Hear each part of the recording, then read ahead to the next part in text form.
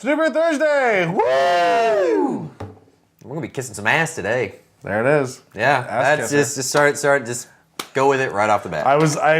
I gave you that brief pause because I'm like, who's gonna say it first? Didn't even come to my mind. That was a good one. Thank you. So yeah, we're doing the Ass Kisser, which is a line of beers, not a beer. This is the Porter Pounder, and I'm gonna go ahead and say when you have the word ass and pounding in the same title, you've got when. Yeah, right now I'm reading Ass Pounder. So this is an Ass Pounder beer coming in at a whopping 8%, right? Yeah, 8%. So, Oh, it's pretty big for a smoke 40. Yeah. Ass Kisser, they're out of San Jose. They're relatively new. Like I only just recently started seeing their stuff pop up on the shelves. yeah, and they're brewing out of Hermitage. Yeah. Hermitage. So, I'm not a huge fan of Hermitage, but they're. It's nice to see that there's some good stuff coming out of there. And apparently it's made by the German purity law, like when they brew it. The Reinheitsgebot. So they just use water, malt, hops, and yeast. Good on you. So cheers to that. And cheers to being.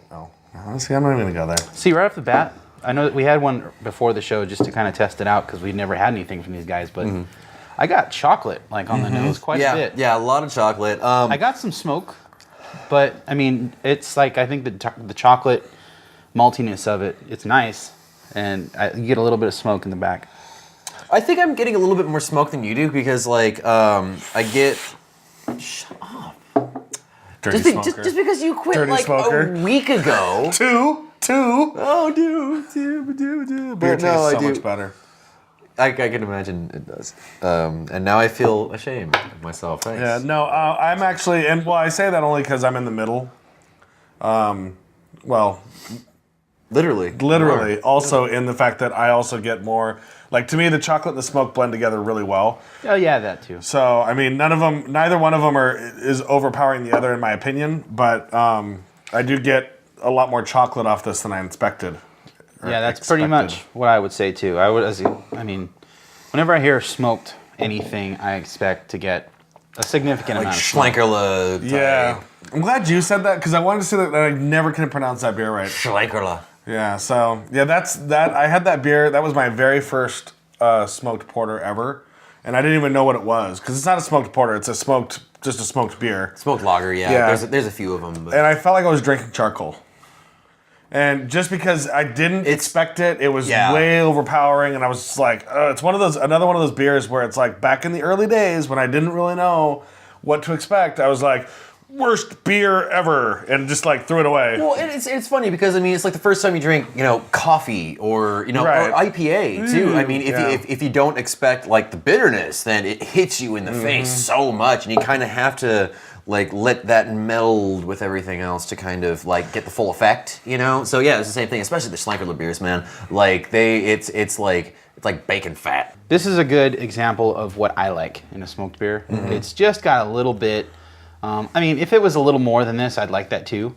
But something that's really like a route beer kind of in your face, just intense. That, in your face. I can't drink a whole bottle of that. Yeah, well, and it's kind of nice because I can't think of a whole lot of American beers that like really smash you in the face with the smoke like that. I mean, because the two most prominent smoke beers I could think of off the top of my head are Alaskan Smoked Porter and Stone Smoked Porter. And both of those, I mean, the Alaskan definitely has more some smoke to yeah, it, for sure. Way more smoke. Yeah, but even then, it's not like one of the German It's rock not beers overpowering, where it just destroys your face with smoke, But then a beer like I'm looking at Smoking Wood from the brewery. I mean. And that's barrel aged, so that's a whole different level. Concept, yeah. But that's a delicious beer, and it's got a healthy amount of smoke in it, And it's all about balance. If it's a thin, tasteless beer that just is all smoke, why would you want to drink that? And then and then it tastes like ashy and like it's like, okay, well done, you've made a smoked beer. Yeah, well, and the funny thing is that I would classify this as a very thin beer. I don't know. It's kind of in the middle for me. Well, I mean, you look at it. The color on it it's easily see-throughable. It's transparent. Transparent. Thank you. See It's see-throughable. The head on it, the head on it's not very thick. It's not very creamy. It's not, and none of these are negatives. This is because this is not the style of beer that you're going to expect that from. The porters, the really thick smoked porters that have the big heads and the like Stones, to me, are a little bit outside the style guidelines a tad, because that's not really what you're expecting from this style of beer.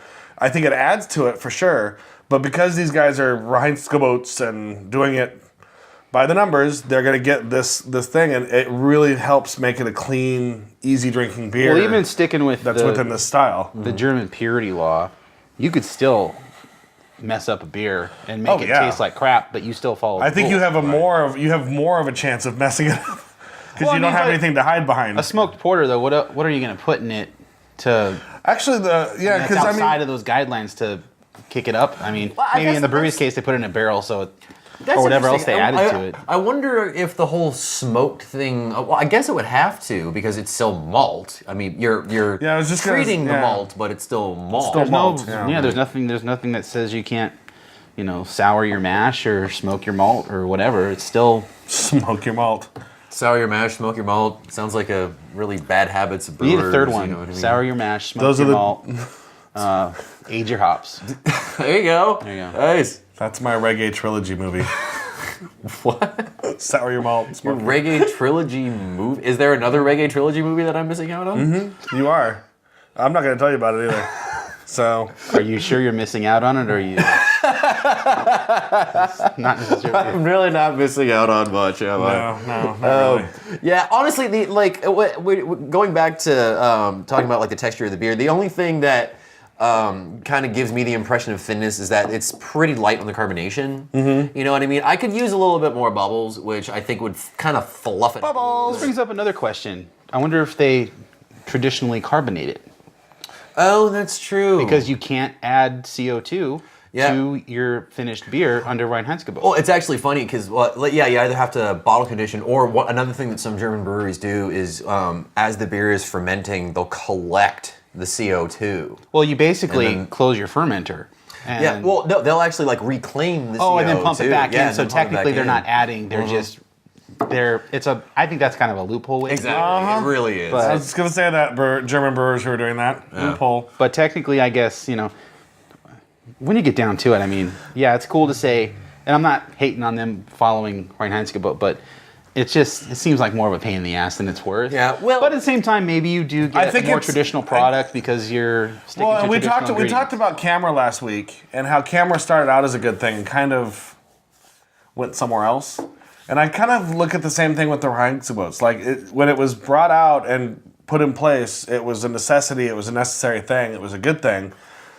Now it's kind of like, hey, go have fun with beer. Like, stop worrying like, But in a way, I have to reclaim my carbon dioxide. Well, in a way, though, coming from a brewer's point of view, this is a cool way to brew beer because it's so traditional. Yeah. I don't know how to collect CO2. Seriously, how do you... I mean, I'm sure I could read up on it and try it, but it's like... It is a pain in the ass, but at the same time, it seems like it might be a cool thing to do. I don't even know if you could do being that crafty, on a home scale. Or, as far as craft brew goes. Yeah, you're being creative and sticking within the rules, I guess. Yeah. So. Well, also, I mean, the other thing with the whole CO2 reclamation thing is, I mean, if you're like a huge brewery and you have this yeast giving off all this CO2, but then you're adding more CO2 later, I mean, invest in the equipment and save what you got. Last week, I was up at San Francisco. Drake's Apocalypse was released. It was awesome. Pliny the Younger, obviously. Did you bring any back? No, unfortunately, because what happened was, traditionally I go up every year for the Pliny the Younger release, and then I also do a guest spot on Tech News Today. On what? You talked over him. On what show? Tech News Today on the Twit Network. The best show on the Twit Network. I love you, Tom. Anyway, but what I didn't realize, because I haven't been watching them live for the last several months, I've been watching it on iTunes, is that they changed the time from 2:30 to 10. So now they're live at 10 and not 2:30. Oops. So previously, I would get up at like 7:30, 8 o'clock, go get in line. I'd be in line for a couple hours, go in, spend the morning / afternoon drinking Pliny, eating Pliny bites, and having a good time. Go down there and do the show half drunk, which is always good times. And this one was very mellow. You're just like, Well, because It's like unfortunately, they say, Stephen John from New for Thursday. It's like those chicks from Saturday Night Live, like, hello. It's like, wow. Well, and they changed. Sounds really They changed the format too, which was good for me because I am kind of an overtalker. No. Shocking, I know. Were you in the studio? Yeah. Oh, it sounded like you weren't. Yeah, no, I was.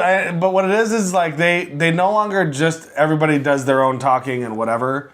It's very like, okay, I am doing this article. I'm going to ask you what you think about it. You will respond, and I liked it because it prevented me from getting a little bit too excited. Yeah, because I get too excited. I'm like, I'm so excited. Yes, I'm gonna start talking.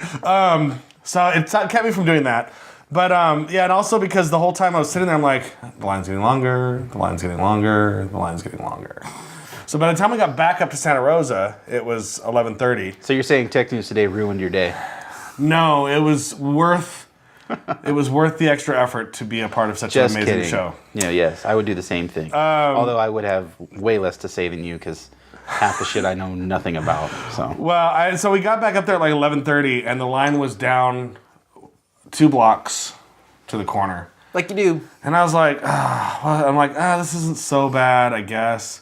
The problem was we'd gotten there just after they had let a big crowd in, and understand, I love the way that Russian River is doing the Pliny the Younger releases now. It's so much more enjoyable when you're inside. Yeah. But being outside sucks balls. Yeah. But I think it's better to have all the sucking and shitty times outside before you get in there. You get in there and like, great. Now I can't get a beer, and I have to wait for growlers to be poured, and none of that. You go in there, and it's like, what do you want? There you go, boom. But the problem, not the problem, but like the situation is that there's no limit on how much you can drink. There's no limit on how much time you can be in there. Right. So you have people who are being douchebags, frankly, who have been there since 7 o'clock in the morning and are on their like 15-gallonth of Pliny the Younger, and you're like, dude. You mean 15th gallon. Whatever. 15 gallons? Yes, 15 gallon. It's a measurement from my country. Racist. It's a very archaic measurement system. Yes, but no. So you're like, dude, seriously, you're drunk. Go home. Yeah. You know. And someone comes in and is like, Steven Johnson. Yeah. So I mean, but it was fine. You think they'll set a time limit? No, because that would be so hard to keep track. Yeah. Everyone has a timer at their table, and it's like. Yeah, and no, to me that would ruin it because you're putting a lot of effort to get there. You are more than welcome to sit. But like be reasonable about it. Don't sit there for 8 hours. Anyway, but we got in. It took 6 hours in line. Ooh. Yeah.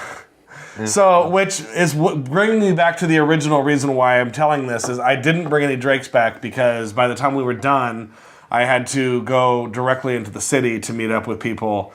And I didn't have time to go to Drake's. And then by the next morning, because I was going to go in the morning the next day, and they were like, sorry, we're out. Totes. Peace out. So I was like... And you're like, that is not surprising. Yeah. So I was kind of sad, because, I mean, everyone knows that the Black Label Apocalypse, I think, is a better beer than Pliny the Younger. Yeah, I think it's better than Pliny the Younger. But Pliny the Younger is a traditional excursion for us, so... Yep. Speaking of Pliny the Younger... Oh, yes, February 18th. Stop out to Beechwood. We're going to be doing like a live thing. It's going to be live. It's for Beechwood Barbecues Pliny Fights Cancer. Tony Carboni. They're still, basically the way it works is it started, I think, I don't know. January 15th? Yeah, and it ends February 15th, I believe. Mm-hmm. You can buy tickets, I forgot how much they are, $5? I think $5. $5, yeah. At Beechwood Barbecue at either Seal Beach or Long Beach. So essentially when we release this, they'll have Friday and Saturday to buy tickets. Yeah, so hurry up. Yeah. Okay. But get on it. You can buy as many as you want. The money that you spend on the ticket goes to charity. It's one actually set up for Tony, I believe. Mm-hmm. But that gives you the opportunity to buy a glass of Pliny. Whenever you want, you get basically a voucher to go buy one. And I know we had this discussion last time, and for some reason in my head I can't. But you don't actually have to pay for it, right? I don't know. I thought you had to pay for it. Well, I don't know. Either way, yeah. I mean, even if you have to pay a few more dollars for it, to get tickets, and you're like, wait a minute, I thought I was getting a free one. Just spend the nice thing about it is that you can get it at any time within their window of freshness, and you don't have to stand in line. You don't have to stand in line. You for can 6 do hours. it. Yeah, exactly. Well, Ass Kisser. Cheers on you. Good job. Great beer. Great beer. I'm very, very happy with this beer. Great name. Yeah. Ass Pounder. Yeah. As I shall call you from now on. Or Porter Kisser. From now on, you are hereby known as Ass Pounder. Can I get the Ass Pounder? Wow. It's got to be like a double version of this. You really got to be careful what bar you ask that in. Mm-hmm. Yeah. Yeah, you do. I'm going to one tonight where you won't want to say that. I would say it. You would Just regret to see that in the what morning. happens. Like, what's someone all of a sudden? Oh, damn. Yeah, that's pretty much exactly what will happen. No, actually, no. You would feel the wind from every dude in the entire room going. I believe that's literally and legally in a bear bar considered an invitation, and therefore no longer culpable to, you know.